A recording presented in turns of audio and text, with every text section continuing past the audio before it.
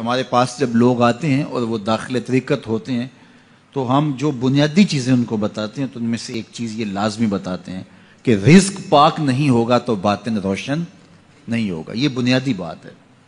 اگر رزق پاک نہیں ہے تو میرے حضور نے ارشاد فرمایا کہ ایک بندہ سفر کر کے کعبۃ اللہ کے صحن میں پہنچتا ہے اور کعبے کے پردوں کو تھام لا ہے وہ یمد یدیہ اور لمبے لمبے ہاتھ کر کے کہتا ہے اے اللہ, لیکن اس کا کھانا حرام ہے, اس کا پینا حرام ہے, اس کا لباس حرام ہے, وہ غزیہ بالحرام, اس کو غذا حرام سے دی گئی ہے. میرے حضور نے فرمایا اس کی کوئی دعا قبول نہیں ہوگی. سفر کیا, جنگل پہاڑ کاٹے, سمندروں کو پاٹ کر کے آگے گیا, ہواؤں کے کلیجے چیر کے آگے بڑھا, مہینوں کی مسافتیں طے کر کے گیا اور کعبۃ اللہ کے سامنے کھڑا ہے, سین حرم میں مطاف میں کھڑا ہے, لیکن اس کا جسم حرام سے پلا ہے. اس نے جو پہنا ہے اس لباس کا تانا یا بانا حرام کا ہے, اس کو غذا حرام کی دی گئی ہے, اس نے پیا حرام کا ہے, اس نے کھایا حرام کا ہے, تو پھر اس کا یہ سارا سفر رائے گاں چلا جائے گا, اس کو کچھ نصیب نہیں ہوگا. تو سب سے پہلی شرط اس عنوان سے عقل حلال ہے. اس کے بعد پہ صدق مقال ہے کہ آپ کی زبان جھوٹ نہ بولے. جب کوئی شخص جھوٹ بولتا ہے, روحانیات تو دور کی بات ہے, اللہ کے فرشتے اس سے 1 میل دور ہٹ جاتے ہیں. جب کوئی شخص جھوٹ بولتا ہے تو حدیث پاک میں آتا ہے اس کے منہ سے ایک خاص قسم کی بدبو نکلتی ہے.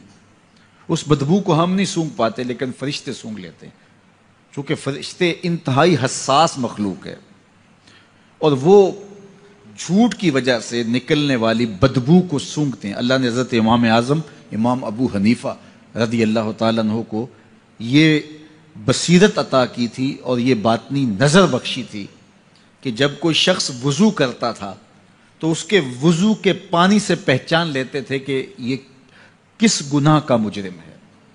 جب بندہ وضو کرتا ہے تو وضو سے ہاتھوں کے گناہ جھڑتے ہیں, منہ کے گناہ جھڑتے ہیں, تو وہ وضو کے پانی سے اس بات کو محسوس کرتے تھے. اللہ نے ان کو وہ بصیرت عطا کی تھی, لیکن انہوں نے اللہ کی بارگاہ میں عرض کی مالک مجھ سے یہ چیز چھین لے, یہ چیز مجھے نہیں چاہیے. لوگوں کے بارے میں جو ہے وہ ایسا گمان پھر پیدا ہوتا ہے. تو فرشتوں کو اللہ نے وہ حساس جو ہے وہ پاکیزہ وجود دیا, اور ان کی حس ایسی ہے کہ وہ بدبو جو انسان بولتا ہے اور لفظوں سے جو اثرات نکلتے ہیں وہ محسوس کرتے ہیں. تو جب کوئی شخص جھوٹ بولتا ہے تو اس کے جسم سے, اس کی زبان سے جھوٹ کے ساتھ بدبو نکلتی ہے. اللہ کے فرشتے 1 میل دور تک پیچھے ہٹ جاتے ہیں. تو مجھے بتائیے, جو شخص جھوٹ بولتا ہو کیا اسے کوئی روحانی مرتبہ مل سکتا ہے؟ یہ سوچا بھی نہیں جا سکتا, یہ امکانات سے ہی نہیں ہے. اللہ کے محبوب علیہ السلام سے پوچھا گیا کہ حضور کوئی مسلمان, کوئی مومن کیا بزدل ہو سکتا ہے؟ فرمایا نہیں, وہ بہادر ہوتا ہے, لیکن ہو سکتا ہے کبھی اس سے بزدلی بھی سرزد ہو جائے. انسانی کمزوری ہے, کبھی انسان بہت طاقت میں ہوتا ہے اور کبھی انسان کمزور بھی پڑ جاتا ہے. فرمایا ہو سکتا ہے کبھی اس سے ہو بھی جائے. پھر پوچھا کہ بخل کر سکتا ہے؟ فرمایا نہیں, مومن سخی ہوتا ہے لیکن ہو سکتا ہے کبھی اس سے بخل بھی ہو جائے. کبھی کبھی دولت اسے اچھی بھی لگنے لگ جاتی ہے, جس طرح فرمایا گیا کہ اولاد مبخلتن مجبنتن, یہ جو اولاد ہوتی ہے یہ بندے کو بخیل بھی بنا دیتی ہے اور بزدل بھی بنا دیتی ہے. جب اولاد نہیں ہوتی تو بندہ سخی بھی ہوتا ہے اور بندہ جو ہے وہ مشکل حالات میں بھی کود جاتا ہے, لیکن جب اولاد ہوتی ہے تو پھر مشکل حالات میں کودنے سے پہلے سوچتا ہے میرے بچے ہیں یتیم ہو جائیں گے. اس کو یہ خیال آتا ہے, پہلے ایسے مال لٹاتا ہے لیکن اولاد ہو جائے تو پھر وہ اولاد کا سوچتا ہے کہ ان کے لیے کچھ میں جمع کر لوں. تو اولاد فرمایا میرے حضور نے کہ مبخلہ و مجبنہ, یہ بخیل بھی کر دیتی ہے اور یہ کمزور اور بزدل بھی بنا دیتی ہے. تو مومن ہوتا بہادر ہے لیکن ہو سکتا ہے کبھی اس سے بزدلی بھی ہو جائے. مومن سخی ہوتا ہے لیکن کبھی ہو سکتا ہے اس سے بخل بھی ہو جائے. لیکن تیسرا سوال حضور سے پوچھا گیا کہ مومن جھوٹا ہو سکتا ہے؟ تو اس پہ 2 ٹوک کہا, نہیں جھوٹا نہیں ہو سکتا. یہ نہیں ہو سکتا کہ مومن ہو اور جھوٹا ہو, وہ سچ بولنے والا ہوگا.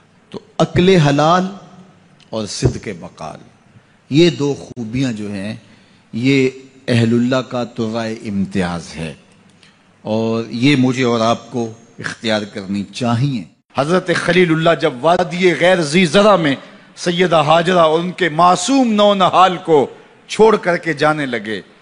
ایسی وادی جہاں حیوانی وجود بھی نہیں تھا، نباتات بھی نہیں پائے جاتے تھے، پانی کا ایک قطرہ بھی دستیاب نہیں تھا. کالے سیاہ مہیب پہاڑ جیسے فولاد پگھلا کے ڈال دیا ہو. وہ وادی جہاں دن کو بھی خوف آئے، وہاں حضرت ہاجرہ نے راتیں بھی گزاری. کتنا دردناک لمحہ تھا. جب سحری کا وقت ہوا، حضرت خلیل اللہ دعائیں دے کے رخصت ہونے لگے. حضرت ہاجرہ سلام اللہ نے آگے بڑھ کے اپنے شوہر نامدار کا دامن پکڑ لیا. تمسکت بِأَزْيَالِهِ، دامن پکڑ کے بولی، میرے شوہر نامدار، اس مہیب وادی میں، اس پہاڑوں کے دامن میں جہاں دن کو بھی خوف آئے، نونہال معصوم کے ہمراہ مجھے چھوڑ کے کہاں جا رہے ہو؟ حضرت خلیل اللہ نے کوئی جواب نہیں دیا.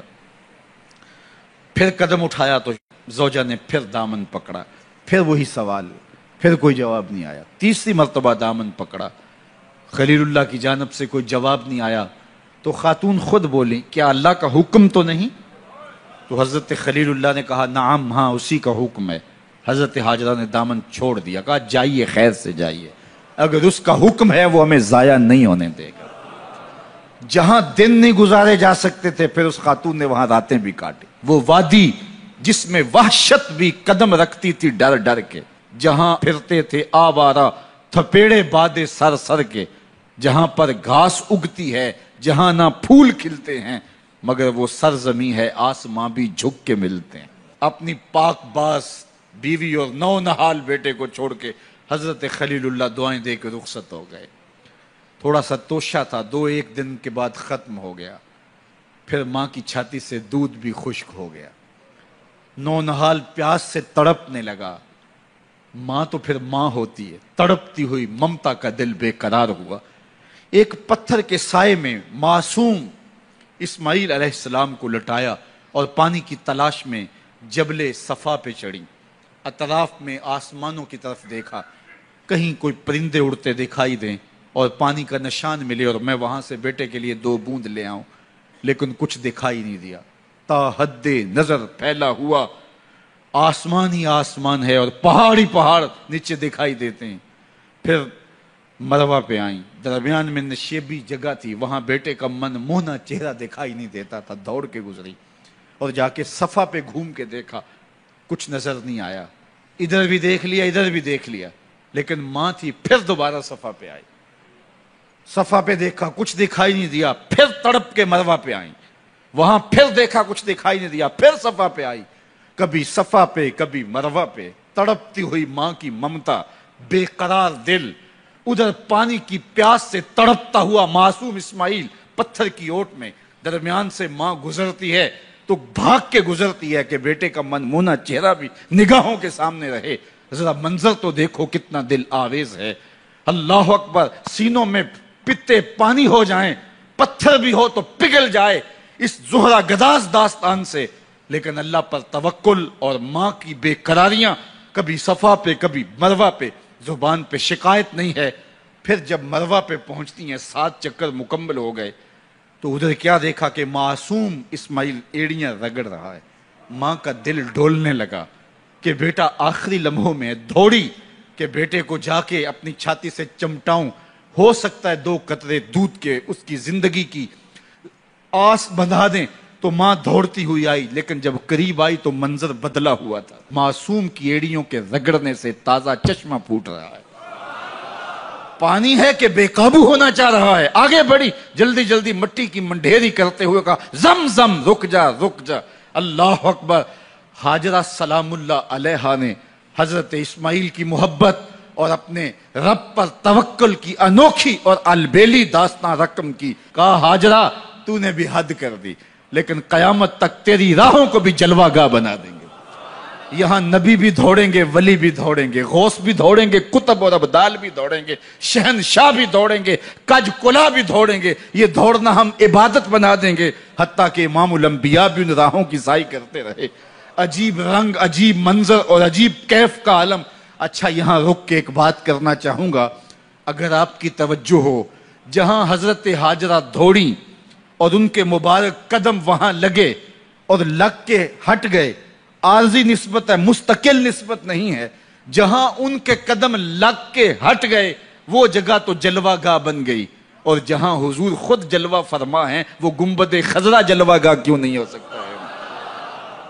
اب یہ پانی جہاں حضرت اسماعیل کے قدم لگے، یہ پانی دنیا کا عظیم ترین پانی ہے، اور پھر اس کا پروٹوکول یہ ہے، اس کو کھڑے ہو کے پیا جاتا ہے۔ یار یہاں بھی روک کے ایک بات کہہ دوں، حضرت اسماعیل کے قدموں کو چھونے والے پانی کا پروٹوکول ہے کہ اس کے لیے کھڑے ہو جائیں، اور حضرت اسماعیل مسجد اقصی میں جس کے پیچھے کھڑے ہو کے نماز پڑھتے ہیں اس امام کے لیے کھڑے ہو کے مصطفیٰ جان رحمت پہ لاکھوں سلام پڑھ لیں تو اس میں شرک کہاں سے آ جائے گا؟